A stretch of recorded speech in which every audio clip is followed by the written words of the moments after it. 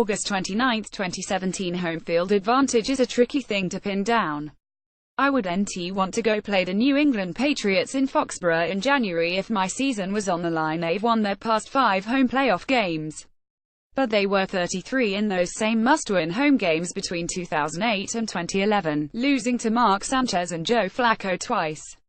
Everyone knows how brutal the Seahawks can be in Seattle, but it took a Calvin Johnson fumble on the goal line and a missed penalty call to keep them from going 44 at CenturyLink Field in 2015. Basing anything on 8 games per season or something anecdotal like decibel levels or temperature at kickoff won't give us the full picture of who actually enjoys the best home field advantage in the NFL.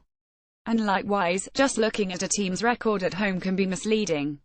If a team sweeps all of their road games and goes 62 at home to finish 142, do they really have a significant home field advantage? Or are they just a very good team anywhere, and does a home field advantage conferred by a rowdy fan base transfer over from an old stadium to a new one? Let's try to get those questions answered here in advance of the 2017 season.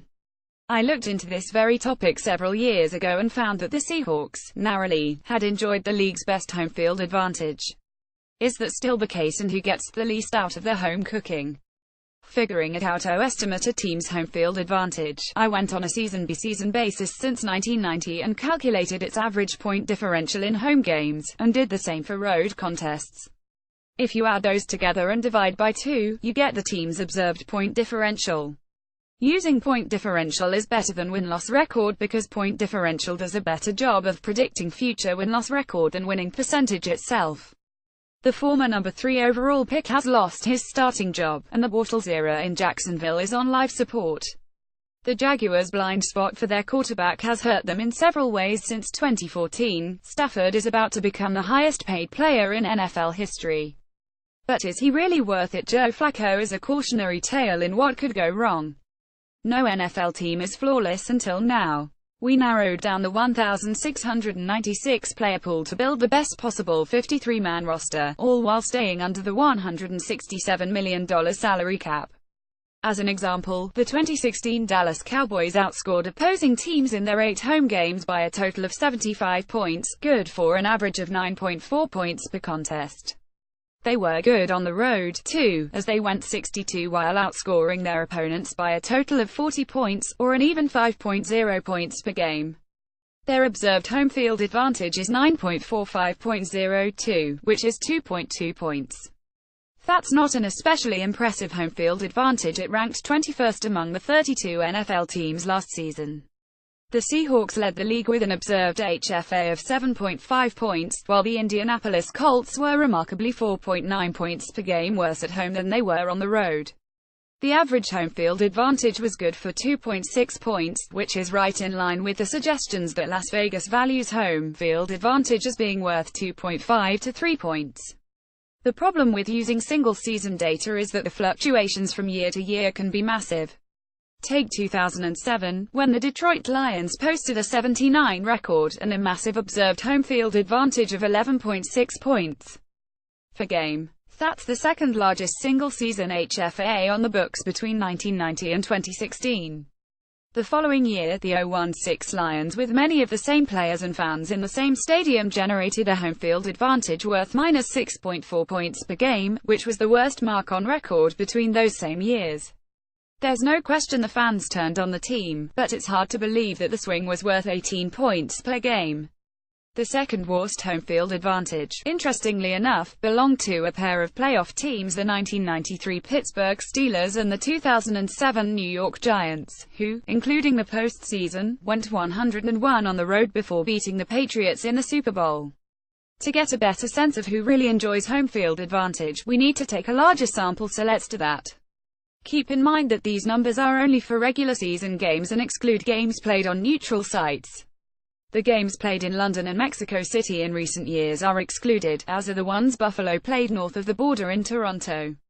Games moved by weather are also excluded, most notably when the Saints were affected by Hurricane Katrina in 2005. Playing the Packers at Lambeau Field means facing not only Aaron Rodgers but also a rowdy fan base and sometimes freezing cold weather. Jeff Hanniskas, PressWire. Decade of data. The simplest way to estimate home field advantage is to take a look at each organization during the past 10 seasons, going back through the 2007 campaign.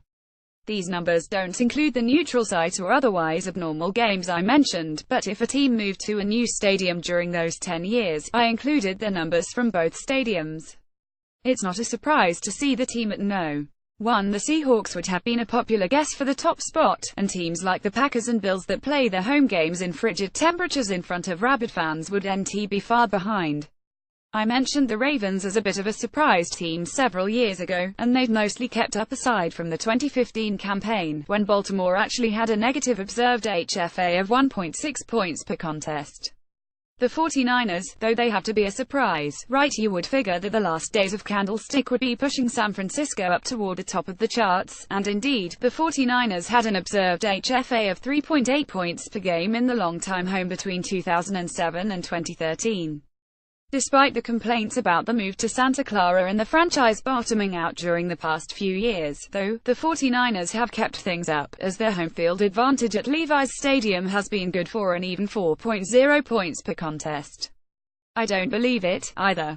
And while I mentioned the Bills and Packers as cold-weather teams that enjoy a comfortable home field advantage, I'm not sure it really carries over as a trend. The Lions, Cardinals, Texans, and Saints all play in domes and have home field advantages much higher than the league average. The three non-dome teams in the NFC East all see plenty of bad weather, and haven't been notably effective at home. When you look at the teams the Weather Channel ranked as the 5 worst weather cities in football and how they've performed over different parts of the season, the differences just aren't stark. Since 1990, expanding the sample to get more games, Buffalo, Cleveland, Green Bay, Kansas City, and Pittsburgh have generated a home field advantage of 3.0 points in games played in September and October. We'd expect their home field advantage to improve dramatically as conditions deteriorate in the later months, but from November on, the home field advantage has been worth a nearly identical 3.2 points per contest. It's not clear noise as an issue, either, with the Chiefs and Raiders both ranking in the bottom 5. If you're wondering whether the Raiders turned things around as the organization roared back to life last season, the home field advantage in 2016 was only observed to be 0.5 points per game. For whatever the Seahawks are doing in Seattle, sound isn't the only factor driving their success at home.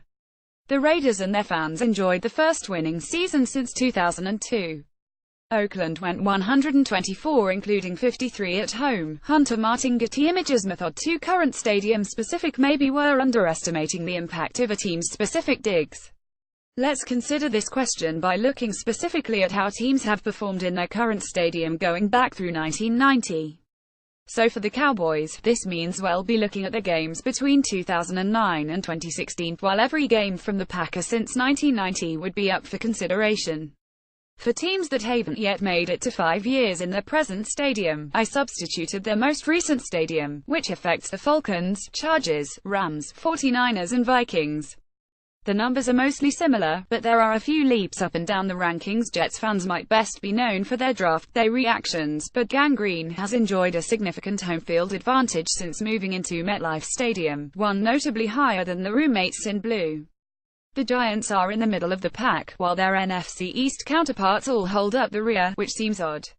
There should be dramatic strength or schedule concerns for those teams, each of whom moved into a new stadium between 1997 and 2009. Could it be the new digs? We often hear about how teams lose some of the energy and attitude we commonly associate with a home field advantage by moving from a tired, old stadium into a more expensive arena. It's entirely possible the loudest fans are getting marginalized by higher ticket prices and personal seat licenses and are being replaced by silent, uninvested corporate clients. Is there evidence of that in the data? Not really. In looking at teams that have spent 5+ years in multiple stadiums between 1990 and 2016, while they've declined on the whole, it's only by 0.3 points of home field advantage per game. Those 3 teams in the NFC East have all fallen off, but it's counteracted by gains for the Giants, Jets, and Seahawks. The takeaways: Baltimore and Seattle are the 2 toughest places to play on the road. Regardless of how we calculate the numbers, the Ravens and Seahawks consistently rank among the organizations that improve most dramatically at home. If we calculate this by sheer winning percentage as opposed to point differential, as an example, the Ravens have the largest home field advantage in the league since 2007, winning 72.5% of their games at home but just 40% on the road. The Seahawks are third, with the Vikings splitting the two. Picking between them is tough, but I would say narrowly that the Seahawks have the best home field advantage, in part because the home crowd might have kept Seattle afloat at times. There have been 8 seasons since 2007 in which a team has enjoyed an observed home field advantage of 10 points or more, and the Seahawks are the only team with more than one of those seasons to their name, with the 2009 and 2012 teams topping double digits. The second tier includes a handful of teams with no obviously similar characteristics. After the Ravens and Seahawks, there are 6 organizations ranking in the top 10 by each of our attempts to estimate home field advantage: the 49ers, Bills, Cardinals, Lions, Packers and Vikings. 3 of them play in the NFC North, but how would they explain the 49ers and Cardinals? How do the Bills figure in? Some of the anecdotal arguments don't hold up under much scrutiny. The NFC North teams enjoy playing at home in cold weather, but they're often playing their divisional brethren or other teams who play their own home games in frigid conditions, too. Since the NFL went to their current divisional structure in 2002, teams from the AFC and NFC South have lost road games played with a starting temperature of 32 degrees or lower by an average of 5.1 points. Teams from the AFC and NFC North, who should be used to those freezing temperatures, have lost those same games by an average of 4.8 points. The NFC East doesn't appear to offer much home field advantage. It's tempting, especially to NFC East fans, to wonder whether the relative difficulty and success of the division would make it less likely those teams play effectively on the road, but there's no relationship between strength of schedule and home field advantage.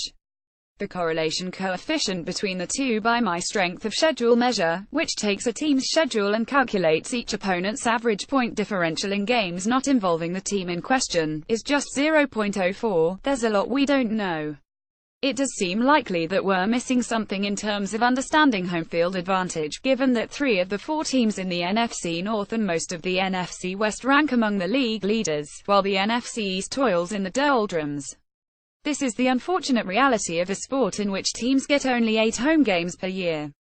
The Rams spent 21 years in St. Louis and played only 167 regular season games in the home dome, which is essentially 2 years' worth of home data for MLB's Cardinals at Busch Stadium. It's probably best to regress most teams' home field advantage toward the mean and assume they get about 2.5 to 3 points at home as opposed to a neutral field. The Seahawks and Ravens might be the exceptions to that rule.